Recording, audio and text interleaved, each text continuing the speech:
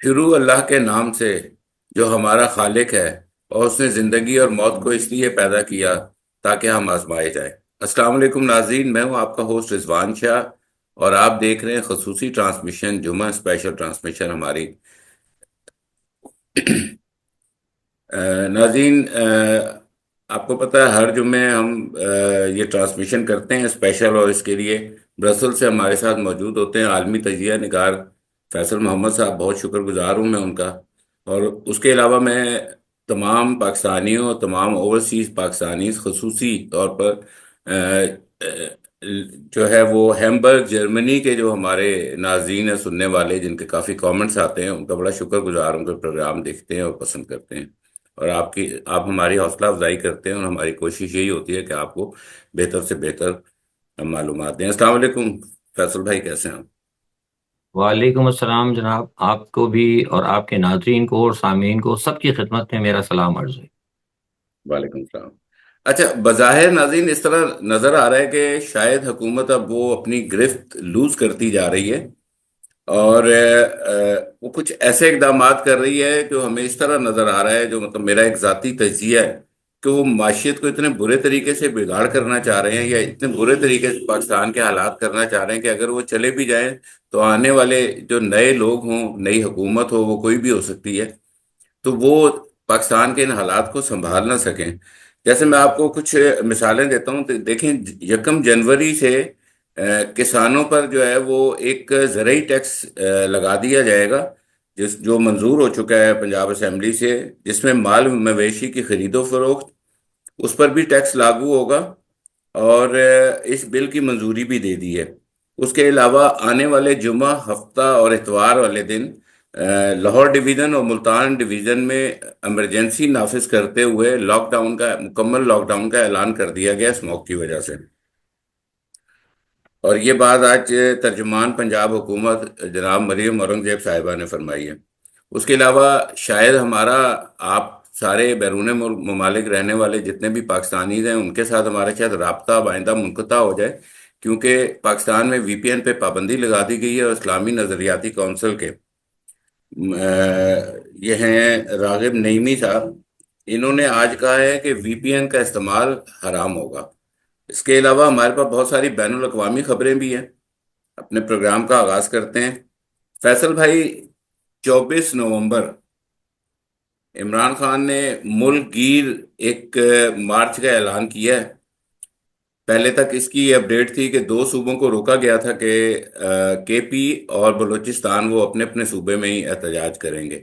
लेकिन आज अली मोहम्मद खान साहब ने मुलाकात की है खान साहब से, इमरान खान साहब से, और उन्होंने आकर बताया कि इमरान खान साहब ने कहा है कि तमाम सूबे, गिलगित बल्तिस्तान, कश्मीर समेत तमाम लोग इस्लामाबाद की तरफ मार्च करेंगे 24 नवंबर। तो अब आप क्या देख रहे हैं कि क्या सियासी फजा बन रही है पाकिस्तान में? बिस्मिल्लाहिर्रहमानिर्रहीम, बहुत शुक्रिया जनाब।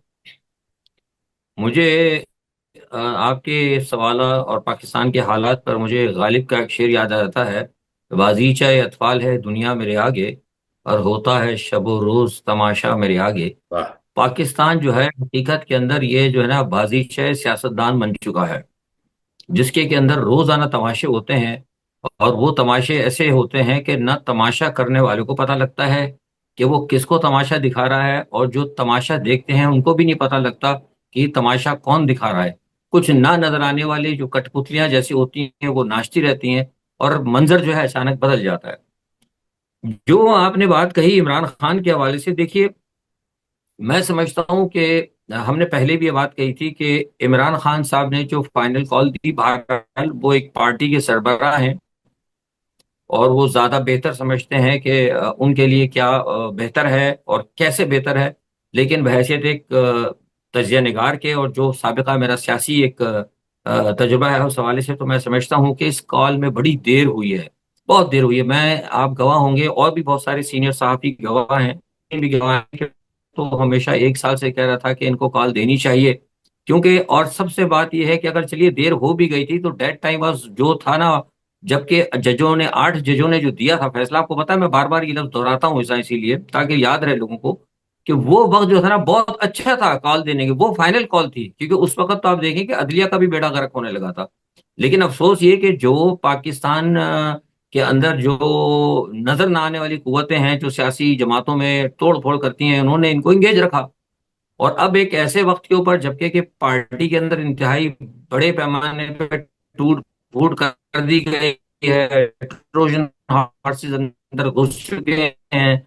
अब आप देख लें आपके सामने, मतलब ये खबरें आ रही हैं, कुछ कह रहे हैं कि वो इस तरह हो जाएगा, कुछ कह रहे हैं उस तरह हो जाएगा।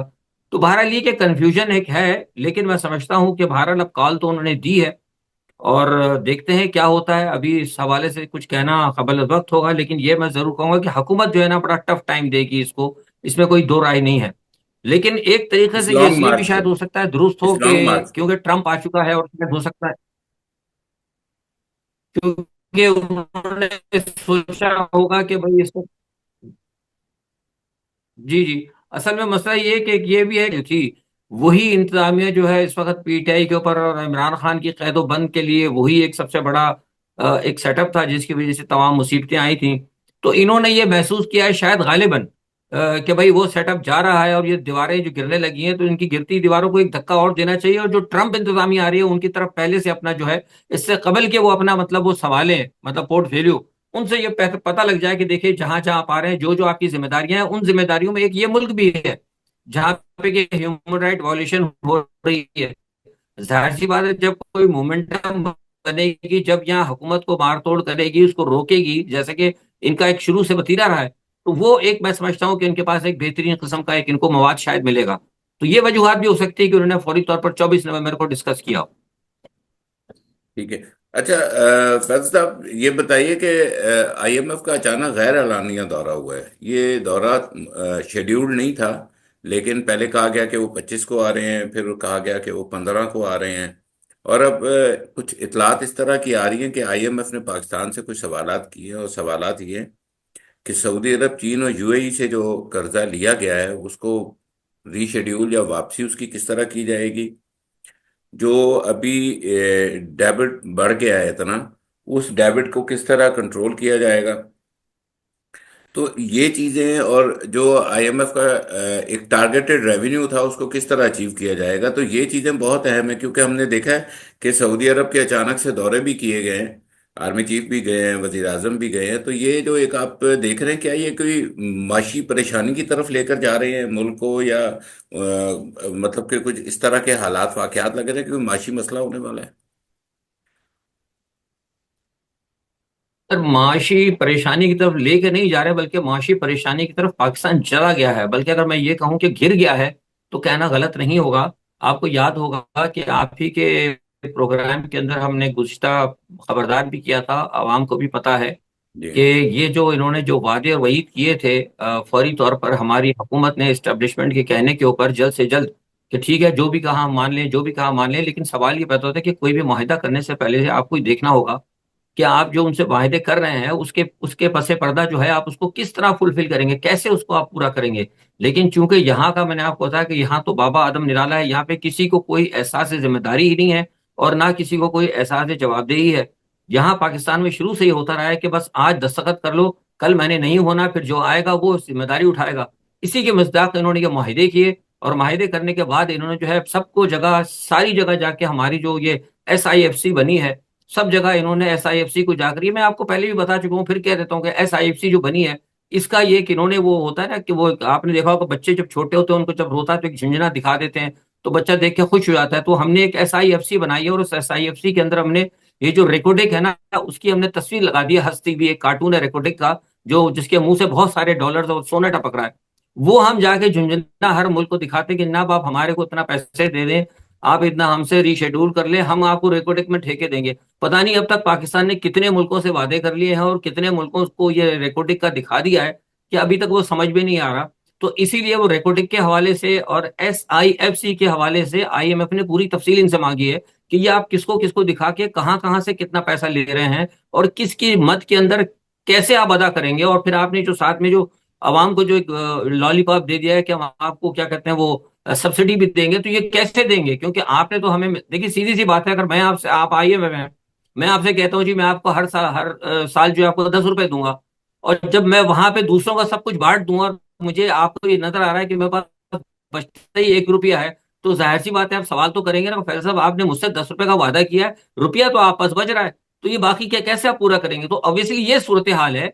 तो अब इस सूरत हाल के पीछे ये भागे तो फिर रहे हैं, हमारे मतलब हमारी स्टेब्लिशमेंट वाले भी भागे फिर रहे हैं। क्योंकि हमारे मुल्क में तो देखिए, आज वो सिपह सालार साहब ने जो तकरीर की उसमें भी उन्होंने कुछ यही बातें की हैं, मईशत की और सारी दूसरी तीसरी। हालांकि सारी दुनिया के अंदर सिपह सालार अगर आर्मी चीफ अगर कोई या एस्टेब्लिशमेंट का चीफ अगर कोई तकरीर करता है, उसकी इतनी अहमियत नहीं होती, वो जस्ट फॉर डिफेंस होती है। लेकिन हमारे मुल्क में बदकिस्मती ये है कि उनकी तकरीर को हर सूरत में मौजूद बहस बनाया जाता है, क्योंकि करता धरता ही वही है। और ये मैं नहीं कह रहा, ये तो आपकी मौजूदा हुकूमत में ख्वाजा आसिफ साहब कह चुके हैं कि हम तो पपेट हैं, फैसले तो कोई और करता है। तो जाहिर सी बात है कि ये जो कुछ भी हो रहा है इसकी जिम्मेदारी जो है ये हमारी स्टेब्लिशमेंट पे ही आती है। और ये मैं आपको वाकई कह रहा हूँ, आपकी बात बिल्कुल दुरुस्त है कि हम माशी तौर पर जो है ना बहुत बड़ी परेशानी में फंस चुके हैं, और हमारा निकलना बहुत मुश्किल है। ये मैं आपको बता रहा हूँ, ये मैं बारह कह रहा हूँ, आप नहीं निकल पाएंगे। ये जितनी बातें पाकिस्तान में की जा रही हैं, ये सिर्फ सिफर, सिफर बटा सिफर इज इक्वल टू सिफर है, इसका कोई नतीजा नहीं होगा। सही। अच्छा, फातिह साहब ये बताइए कि जो अभी अमेरिका के सदर ट्रम्प आ गए हैं अब, और वो जिस तरीके से अपनी एक कैबिनेट अनाउंस कर रहे हैं वो बड़ी हैरान कुन नजर आ रही है।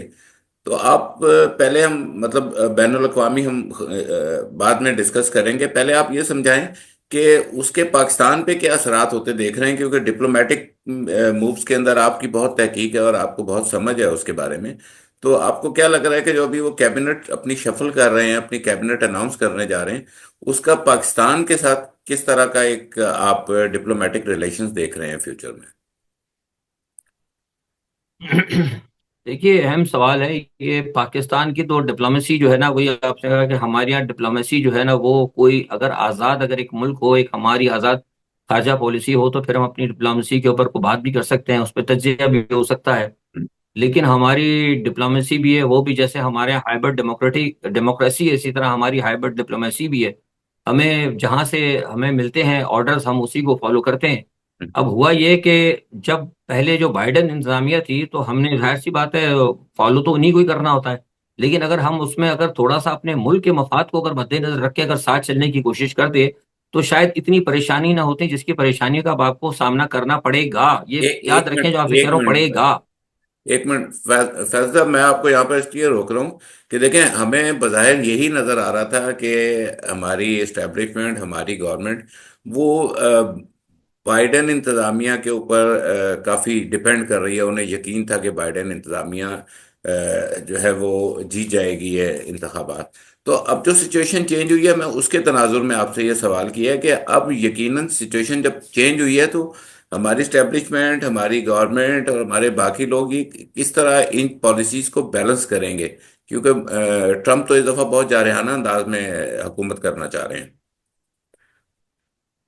देखिए, यही मैं आपसे कह रहा था ना कि अगर हम अगर अपनी डिप्लोमेसी को अगर थोड़ा सा मुतवाजी रखते और थोड़ा सा अगर हम ऐसा रखते कि थोड़ा सा उसमें कुछ आजादाना सोच होती, तो वो आपके लिए बेहतर होता। आपने तो जाकर बिल्कुल अपनी डिप्लोमेसी को और पाकिस्तान को सब कुछ उठा के आपने ट्रम्प के कदमों में रख दिया था। जो कुछ ट्रम्प कहते थे, ट्रम्प के वो सब बाइडेन। आपने बाइडेन के कदमों में रख दिया। हाँ, बाइडेन, सॉरी, बाइडेन के कदमों में रख दिया। बाइडेन ने कहा जनाब इनकी रिजीम चेंज कर दो, आपने रिजीम चेंज कर दी। बाइडेन इंतजामिया ने कहा कि इमरान को उठा के जेल में डाल दो, आप उठा के जेल में डाल दिया। वहां से जैसे जैसे आप ऑर्डर आता, आप अपने मुल्क के अंदर करते चले गए। आपको ये देखना चाहिए था कि जो कुछ आप कर रहे हैं, ठीक है बाइडेन कह रहा था, लेकिन यहाँ पर आपको कम से कम ये कहना चाहिए था कि ठीक है सर, हम करने के लिए तैयार हैं, लेकिन फर्स्ट ऑफ ऑल हम अपने मुल्क के मफाद को देखेंगे, अपने मुल्क की सियासत को देखेंगे, हमारी मुल्क के जो इंटरनल जो सिचुएशन है, कौम ने इनको मैंडेट दिया है, लेकिन आपने कुछ नहीं देखा।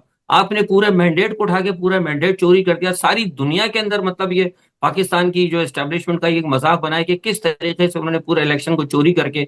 मैं कोई इमरान की हिमायत नहीं कर रहा, मैं एक जनरल बात कर रहा हूँ। सारी दुनिया के अंदर सारी दुनिया का मीडिया उठा के आप देख ले। सो सवाल ये पैदा होता है कि इन्होंने खुद अपनी जो है ना एक अपनी वैल्यू जो है ना वो गंवा दी। क्योंकि अब जो नई जो ट्रम्प एडमिनिस्ट्रेशन आई है, वो ये देख रही है कि इन्होंने तो बिल्कुल ही सारे काम खराब कर दिए।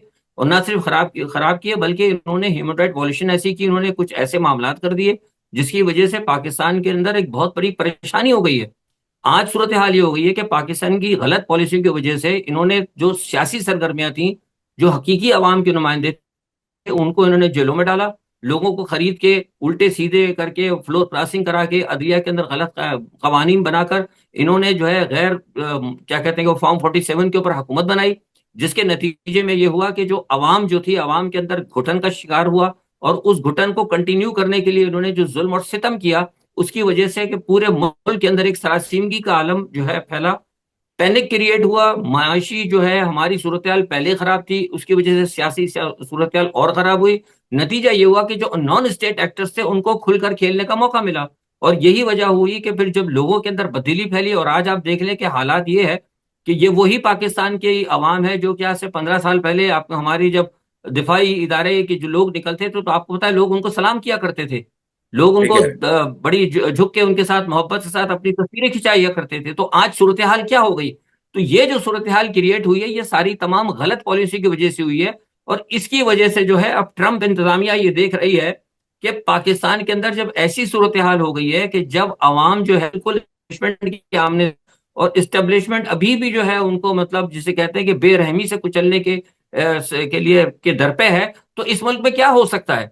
इस मुल्क में फिर वही लोग जो पाकिस्तान के दुश्मन है वो तो ऑलरेडी कह रहे हैं कि भाई अगर यहाँ पे खाना जंगी हो गई तो पाकिस्तान क्योंकि एक न्यूक्लियर मुल्क है, तो फिर आपको पता है कि जो उनके जो मफादात हैं शुरू से, जिनको पाकिस्तान के जिन मामला पे खतरा होता है, वो सारी सूरत हाल को फिर उधर टिल्ड करते हैं। तो इसकी जिम्मेदारी तो फिर इन मौजूदा एस्टेब्लिशमेंट की हुई ना, कि आपने ऐसी फजा क्यों क्रिएट की। अच्छा, अब सूरत हाल इतनी खतरनाक होती जा रही है कि ये मैं आपके चैनल की वसातत से एक खबर आपको दे रहा हूँ, लोगों को भी पता है कि वहां पर ये एक दरखास्त तैयार की जा रही है, कुछ लोग तैयार कर रहे हैं कि ट्रंप इंतजामिया को ये कहा जा रहा है कि जनाब पाकिस्तान के अंदर ये जितनी करप्शन थी, क्योंकि आपको पता है अभी ट्रंप ने करप्शन के हवाले से बहुत बड़ी बात की है, करप्शन के हवाले से उसने बात की है, मीडिया पर जो पाबंदी है, एक्स के हवाले से आपने एलोन मस्क का भी सुना है सारा। तो वो सारी चीजें जो है ना, प्लस माइनस करप्शन और पाकिस्तान मीडिया पे पाबंदी और ये सारे मामला जो है वो ह्यूमन राइट्स पाकिस्तान में एग्जैक्टली वायलेशन। वही हो रहे हैं। तो इसके लिए जी जी, तो इसके लिए अब इन्होंने ये कहा है कि जनाब वो पाकिस्तान के तमाम सियासतदान जिनका कि जो कि मतलब क्या कहते हैं करप्शन के अंदर मुब्तला रहे हैं, जिन्होंने ह्यूमन राइट वॉल्यूशन की है, जिन्होंने फ्लोर क्रॉसिंग की है, जिन्होंने क्या कहते हैं कि मतलब इलेक्शन को चोरी कराया, मतलब हर वो तबका जिसने जो कुछ भी गलत काम किया है, उन सबके पहले असासे जो है बैरून मुल्क जब्त किए जाए।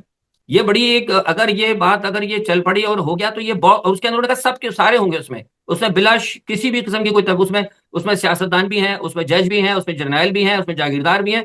क्योंकि बताया ये जा रहा है, जो मैंने पेपर्स देखे हैं उसमें कहा गया है कि इन लोगों ने पाकिस्तान को लूट खसूट कर और नाजायज तरीके से इतना पैसा इन्होंने जमा किया कि इनके असासे जो है मिलियंस तक पहुंच गए हैं। और ये इन्होंने सारे के सारे वो जो बिटकॉइन जो होता है ना, जो होती है बिटकॉइन की करेंसी, ये बिटकॉइन, बिटकॉइन के अंदर इन्होंने क्या कहते हैं अपने असासे जो है इन्होंने क्रिप्टो कन्वर्ट किए। करेंसी। जी हाँ। तो इस सूरत हाल के अंदर, हाँ, तो अगर अगर ये अगर दरख्वास्त चली जाती है और अगर ट्रंप अगर इस तरफ आ जाते हैं तो फिर तो ये पाकिस्तान के लिए, ये जो सारे के बड़े बड़े सियासतदान हैं उनके लिए मुसीबत बनेगी। तो ये जो है ना बड़ी एक अजीब सिचुएशन बन रही है पाकिस्तान के लिए। तो मैं समझता हूँ कि पाकिस्तान के लिए आने वाले खतरात बहुत हैं, इसीलिए मैं तो एक महीने से आपको कह रहा था। और आपको याद होगा कि आपके चैनल के हवाले से मैंने कहा था कि ट्रंप आ रहा है, लोग कह रहे थे नहीं आ रहा। आज जी आप देख बिल्कुल। लें, आज एक महीने बाद वही सूरत हाल आपके सामने। मतलब आपकी आपकी इस बात का अगर मैं मुख्तसरन मतलब बयान करूं तो आप ये कहना चाह रहे हैं कि सब फड़े जाएंगे। बिल्कुल ऐसे ही है, बिल्कुल ऐसे ही। अगर वो जो दरखास्त अगर तैयार हो गई और क्योंकि ट्रंप की तवज्जो आ गई है, मैं आपको बता दूं, जी। ट्रंप की तवज्जो आ चुकी है इस तरफ। अच्छा नाज़रीन, मैं बड़ा माजरत खाऊं अगर आपको इसमें कुछ टेक्निकल इश्यूज नज़र आए या वीडियो रुकती हुई नज़र आए या आवाज़ में कोई खलल आए, तो ये बस ये हमारी हुकूमत को दुआएं देनी चाहिए कि उन्होंने इंटरनेट इतना स्लो कर दिया कि जितना मर्जी आप बेहतरीन कनेक्शन यूज़ करें, आपको कहीं ना कहीं खलल आ रहा है। अच्छा फैसल भाई, बहुत इंपॉर्टेंट सवाल है और मैं चाहूँगा कि इसका जवाब भी पाकिस्तानी बहुत सारे ये सुनना चाहते हैं कि जो 24 नवंबर का जो लॉन्ग मार्च अनाउंस किया गया है, जिसकी अब बहुत हलचल है, हुकूमत भी इसकी हीट महसूस कर रही है, इदारे भी इसकी हीट महसूस कर रहे हैं। और ये मेरा ख्याल है आने वाले जिस वक्त हम नेक्स्ट अपना फ्राइडे स्पेशल करेंगे तो उस वक्त तक ये चीज़ें बिल्कुल वाजे हो चुकी होंगी। लेकिन आपको ज़ाती तौर पे क्या लगता है कि क्या ये लॉन्ग मार्च कुछ असरअंदाज होगा, या ये लॉन्ग मार्च किस तरफ जाएगा? ये लॉन्ग मार्च एक पुरअमन होगा, इस लॉन्ग मार्च को हुकूमत रोकने की कोशिश करेगी तो क्या रद्द अमल आएगा? तो थोड़ा सा ये सारे लोग जानना चाहते हैं इसके बारे में, काफी लोगों ने हमें क्वेश्चन किए हैं इस प्रोग्राम से पहले।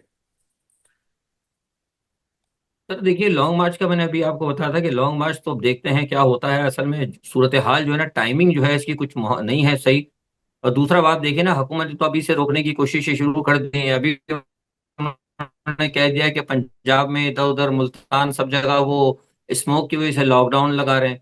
अब जब लॉकडाउन लगेगा तो पहले तो ये आपके सामने आ गई एक बड़ी रुकावट जिसे कहते हैं, अगर मार्च के हवाले से। दूसरी सबसे बड़ी बात है कि अब पहले तो उन्होंने कहा था कि जनाब वो सिर्फ लाहौर से और इधर से ही चलेंगे, इस्लामाबाद से। अब उन्होंने कह दिया कि सारे लोग वहां से आएंगे। तो अब हुकूमत तैयारी भरपूर तरीके से कर रही है, हुकूमत करेगी भी सही।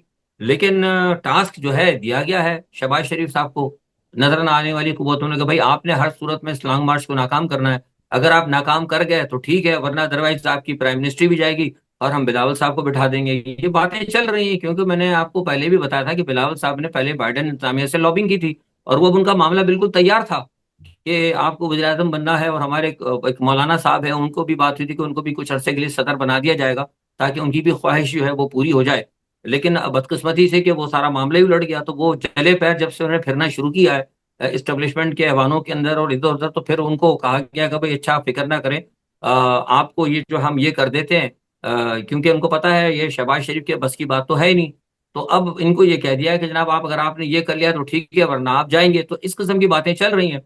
लेकिन मैं समझता हूँ कि कौम जो है ना इस वक्त बहुत ज्यादा जो है ना इस वक्त गुस्से के अंदर है।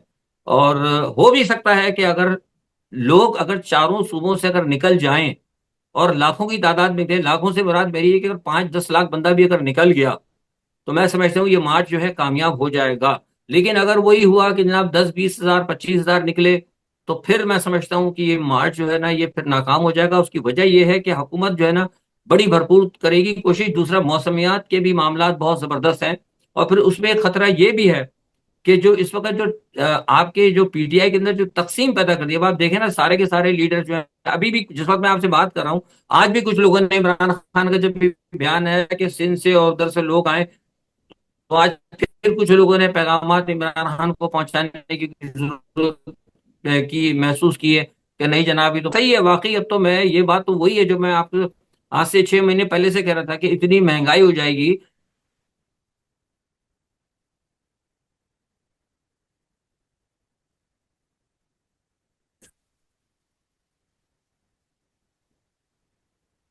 तो मैं समझता हूं कि अगर कौम को इस वक्त अगर भरपूर जज्बे के साथ निकली और ये सोच के निकली कि ये आखिरी है, तो फिर मैं समझता हूँ ये मार्च जो है कामयाब हो जाएगा। लेकिन अगर एक बात इसमें ये जरूरी है कि जैसे मैंने कहा था कि ट्रम्प साहब आ रहे हैं, और ट्रम्प के आने के बाद उनको ये दिखाना जरूरी होगा कि लोग जो है ना इस सेटअप के खिलाफ हैं। इस सेटअप के खिलाफ अगर लोग निकलेंगे और यहाँ पे बताया जाएगा कि यहाँ ह्यूमन राइट वॉल्यूशन हो रही है, ऑब्वियसली अभी हुकूमत फिर करेगी ह्यूमन राइट वॉल्यूशन, तो करते ही है। आंसू गैस मारना, रबड़ की गोलियां चलाना, घरों से उठा के लेना, औरतों को मारना। तो ये बेसिकली ये कुछ चीजें और ऐसी सामने आएंगी जो मैं समझता हूँ कि फिर ये तमाम चीजें जो ना पीटीआई के लिए शायद हो सकता है, और पाकिस्तान की आवाम के लिए इस निजाम से जान छुड़ाने के लिए कोई बेहतरीन हो सकता है, शायद मवाद पैदा कर दें। ये बिल्कुल। और मेरा ख्याल है हुकूमत ने इस दफ़ा जोर ज़बरदस्ती की और ह्यूमन राइट्स वायलेशन की, तो मेरा ख्याल है उसका शायद काफ़ी ऊपर तक नोटिस दिया जाएगा। अच्छा। बिल्कुल बिल्कुल ऐसे ही है। जी। फैसल भाई, अभी तक लंदन के अंदर नवाज शरीफ साहब काफ़ी तनकीद का निशाना बन रहे हैं, उनके खिलाफ मुजाहरे हो रहे हैं। ख्वाजा आसिफ साहब को भी सामना करना पड़ा है। तो ये मतलब पाकिस्तान से बाहर क्यों हो रहे हैं, और ये आखिर मतलब आप इसका क्या समझते हैं कि ये इसकी वजूहात क्या हैं?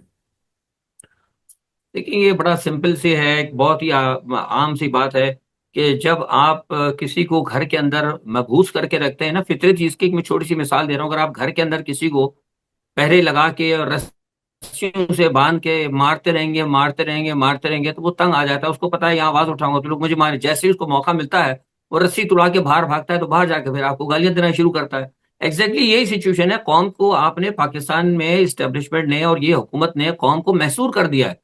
ये अंदर जिसे कहते हैं ना, कमरे में बंद कर करके लोगों को डंडे मारते हैं, तो जाहिर से यहाँ कोई नहीं कहता। जब ये बाहर जाते हैं तो लोग जाहिर है अपनी फ्रस्ट्रेशन निकालते हैं। अच्छा, फिर दूसरा सबसे बड़ी बात यह है कि बैरून मुल्क के अंदर किसी को भी कोई गलत काम अगर करता है, गलत काम करने के ऊपर आप उसको टोक सकते हैं, अल्फाज के जरिए आप उसको टोक सकते हैं। पाकिस्तान में तो उसका तस्वुर ही नहीं है। पाकिस्तान में तो आप कोई गलत काम करेगा, आप उसको कह दे तो आप गले पड़ जाएगा।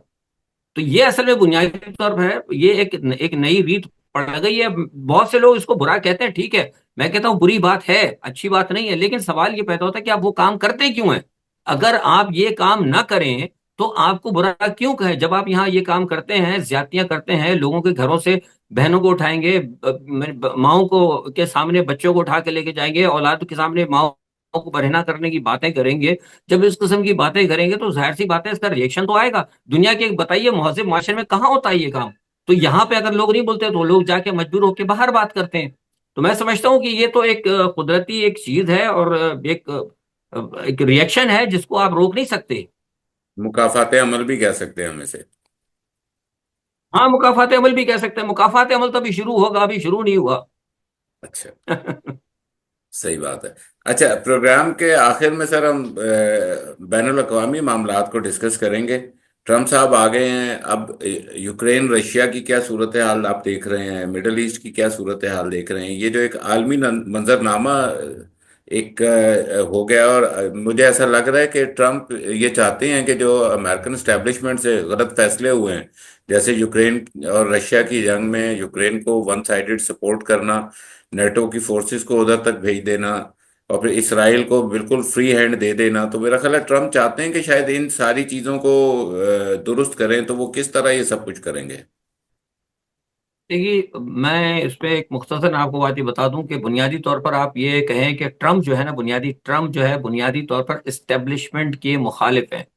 ट्रम्प जो है इस्टेब्लिशमेंट की सियासत के अंदर जो है दखल अंदाजी के, या वो कहते हैं एग्जैक्टली उनकी मिसाल इसी तरह ये जो मैं मेरा जो कंसेप्ट है ना कि इस्टेब्लिशमेंट को टोटल आप सियासत से अलग नहीं कर सकते। एस्टेब्लिशमेंट का किरदार होना चाहिए लेकिन एक महदूद तरीके से, सिविल इंतजामिया, कि वो मुल्क और कौम के और रियासत के फैसले करें। उन फैसलों के अंदर कौन सा फैसला ऐसा है जो कि मुल्क की सलामती के खिलाफ हो सकता है या मुल्क की नजरियाती के खिलाफ हो सकता है, वो वहां पर जाके जो एस्टेब्लिशमेंट का काम शुरू होता है कि वो हुकूमत के साथ या जो सिविल गवर्नमेंट है, जो भी चीफ एग्जीक्यूटिव होता है, वजीर आजम होता है, उसके साथ वो निगोशिएट करें और उनको समझाएं कि भाई ये चीज जो है ना ये इंप्लीमेंट नहीं हो सकती, ये कानून नहीं हो सकता। यहां तक तो जो है ना जो है एस्टेब्लिशमेंट का किरदार समझ में आता है। और ट्रम्प भी गालिबन यही चाहते हैं। तो आप देख लें, उन्होंने आके जो पाकिस्तान, ये सॉरी, ये जो अमेरिकन एस्टेब्लिशमेंट के अंदर जितने भी लोग थे, सारे जर्नैल जो थे, सारे हॉक्स जो थे, वो सारे के सारे मतलब सिविल सुप्रीमेसी के खिलाफ थे। और उन्होंने आप देखें कि सारे का सारा जंग जदल के जरिए उन्होंने अपने दुनिया पे कब्जा करना चाहा था। नेटो के सारे वो जितने भी बाइडेन की इंतजामिया के लोग थे, वो सब नेटो को चाहते हैं कि नेटो रहे। जंग के जरिए, जदल के जरिए, वॉर्स के जरिए वो चाहते थे सारी दुनिया पे कब्जा करें। इसीलिए उन्होंने नेटो की भी वो रखी हुई थी। उन्होंने सेंटकॉम के ऊपर भी जनरल रखे थे, यहाँ में भी जनरल रखे हुए थे, और सेंटकॉम की वजह से पाकिस्तान भी इसी एरिया के अंदर आता है। तो बुनियादी तौर पर अब जब वो आए हैं तो मैं समझता हूँ कि जहां जहां जो है पाकिस्तान को लेके जिस जिस मुल्क के अंदर इस्टेब्लिशमेंट का किरदार है, ट्रंप वहां पर उस किरदार की सख्त मुखालफत करेंगे। और ये मैं आपको बता दूं कि जहां इस्टेब्लिशमेंट ने, पाकिस्तान की बात नहीं हो रही, जहां जहां इस्टेब्लिशमेंट ने कोई ऐसे मतलब इश्यूज क्रिएट किए होंगे या कोई ऐसे बड़े फैसले किए होंगे जिससे कि अवाम के साथ ह्यूमन राइट और उनके राइट्स की अब्यूज किया गया होगा, मैं समझता हूं कि वहां पे ट्रम्प जो है उनसे जरूर जो है हिसाब किताब करेंगे। और आपको पता है कि इससे पहले एक दो सेनेटर कह भी चुके हैं एहतसाब के हवाले से, अमेरिकन। तो ये अब लोग कहेंगे कि मुदाखलत है, तो मैं समझता हूँ इसको मुदाखलत ना कहें। जब अगर आप ट्रम्प के, बाइडेन के कहने पे जब एक पूरी हुकूमत उठाकर फेंक सकते हो और उसको अगर आप मुदाखलत नहीं कह सकते, तो फिर उनकी जानिब से किसी भी ख्वाहिश को या किसी भी अहकामात के ऊपर अपने मामला को दुरुस्त करना, ये मुदाखलत नहीं समझा जाएगा। अच्छा, फैसल भाई, ये अब प्यूटिन तो जाने जाते हैं कि ट्रम्प के साथ उनके एक अच्छे टर्म्स हैं। तो इस सूरत हाल में आप मतलब यूक्रेन और रशिया की जो वॉर है उसको किस किस अंदाज में देख रहे हैं? और प्रोग्राम के आखिर में काइंडली मिडल ईस्ट के ऊपर भी जरा डिटेल में अपनी ये ये मैं आपको बता दूं, मैंने आपको पहले भी कहा था कि ये रूस की और ये जो है यूक्रेन की वार जो है रुक जाएगी। और इसके अंदर जो होगा कि जो हिस्सा जो है यूक्रेन ने कब्जा कर लिया है, रशिया ने जो कब्जा कर लिया है, वो उसी के पास रहेगा। ये एक अंडरटेकिंग ऑलरेडी है। और दूसरा सबसे बड़ी बात यह है कि चीन के साथ जो मामला चल रहे हैं, उसको भी जो है पुतिन कोशिश करेंगे, अमेरिका के साथ एक ब्रिज बनाने की कोशिश करेंगे। हम्म, आप ये देख लिए कि ईरान की और अमेरिका की कितनी मतलब जिसे कहते हैं कि ईंट और पत्थर वाला जो सिलसिला था। और आप देखें कि एलोन मस्क की जो है ईरानी उनके ओहदेदारों के साथ मुलाकात हुई, और बड़ी अच्छी मुलाकात रही है, मैं आपको बता रहा हूँ, बहुत अच्छी मुलाकात रही है। हम्म, तो और आप इसकी दूसरी मिसाल देख लें कि ब्रिक्स होने की वजह से चीन के और भारत के कितने अच्छे ताल्लुकात हो गए। तो असल में बुनियादी तौर पर ये तब्दीलियां इसलिए देखने में आ रही कि उन मुल्कों ने अपनी थोड़ी सी खारजा पॉलिसी के अंदर गुंजाइश रखी थी। सर, वो ईरान किसी की सऊदी गोद अरब के ताल्लुकात बढ़ गए हैं, आप ही ने खबर दी थी। मतलब इन्होंने गुंजाइश रखी थी ना, मतलब अगर आप किसी की गोद में नहीं बैठ जाएंगे तो हम तो जाके मुसलसल बैठ गए हैं। अब हमारी समझ में नहीं आता कि हम किससे जाएंगे, कैसे बात करेंगे। हमारे तो अफगानिस्तान से भी ताल्लुकात खराब है। कल की बात है, वो पाकिस्तान के बॉर्डर सिस्तान के ऊपर 26 आदमी जो है ईरानी अफवाज ने मारे हैं, जो कि दहशतगर्दी के इल्जाम में थे। और वो उनको कहा जा रहा है कि वो इधर से आए थे, वल्लाह आलम बिस्सवाब किधर से आए थे, लेकिन है वो पाकिस्तान का बॉर्डर। तो इस सूरत हाल के अंदर ये हम हालात जो हैं गड़बड़ हैं। और बहरहाल जहां तक मिडिल ईस्ट की बात है, मिडिल ईस्ट की बात मैं समझता हूँ कि शायद हो सकता है ये जंग जो है रुक जाएगी, और जो बाकी मामलात है, मैंने आपको पहले भी कहा था कि सारे मामला जो है ये इब्राहिम अकॉर्ड के जरिए जो है चलेंगे। मतलब अब्राहम अकॉर्ड को इम्पोर्टेंस देंगे ट्रम्प, और उसके मुताबिक अब ये मामलात लेकर जाएंगे जी और हाँ, जी कोशिश हाँ, करेंगे इब्राहिम कि। अकॉर्ड के जरिए होगा, जंगो जदल का सारा माहौल जो है खत्म हो जाएगा। तो ये जंगो जदल का माहौल तो सही होगा, लेकिन ये नेतन्याहू साहब बहुत ज्यादा छलांगे मार रहे हैं, इनका क्या होगा? नतन याहू का कोई मुस्तकबिल मैं आपको पहले बता चुका हूँ। नतन याहू कह रहे हैं कि जनाब अगर मुझे वो इंटरनेशनल कोर्ट ऑफ जस्टिस से अगर मेरा मुकदमा वापस ले लिया जाए तो मैं जंग बंदी कर दूंगा, बल्कि उन्होंने ये तक कहा है कि मैं कुछ इलाके भी वापस कर दूंगा। लेकिन मैं नहीं समझता कि उनकी बात मानी जाएगी। वो आखिर में जो है उन्होंने हर सूरत के अंदर बैनुल अक़वामी अदालत में अंदर पेश होना ही होना है। अच्छा, फैजल भाई, आप यूरोप में रहते हैं और आप यूरोप की बेहतर पल्स जानते हैं। तो ट्रम्प के आने के बाद यूरोप के अंदर आप किस तरह की मतलब सिचुएशन यूरोप के देख रहे अंदर हैं? कोई यूरोप देखिए, यूरोप के अंदर सिर्फ बेचैनी जो है वो सिर्फ नेटो के अंदर है, क्योंकि नेटो ने भी बहुत आमना सदकना एकदम बाइडेन के कहने पे बड़ा उनके पीछे अमल दरामद किया था, सारे अपने असलहे के गोदाम खोल दिए थे। अब यह है कि ट्रम्प आके अगर नेटो की अगर नाक कसता है तो फिर इनके लिए प्रॉब्लम होगी। और यहाँ पे भी कुछ ममालिक, कुछ लोग ऐसे हैं जो अब हकीकत में, जो मैं पहले कहता था कि वो नाराज होते थे कि हम क्यों अमेरिका के पीछे भागते हैं, आज उनको एहसास हो रहा है कि उनको उन्होंने भाग के गलती की, अमेरिका के पीछे बिलाशुबा मिलियंस ऑफ डॉलर का उन्होंने जो है असलहा जो है यूक्रेन को दे दिया। इनकी माइशत पे भी असर पड़ा, कोविड से वैसे मुतासिर थे, इस जंग ने और मुतासिर कर दिया।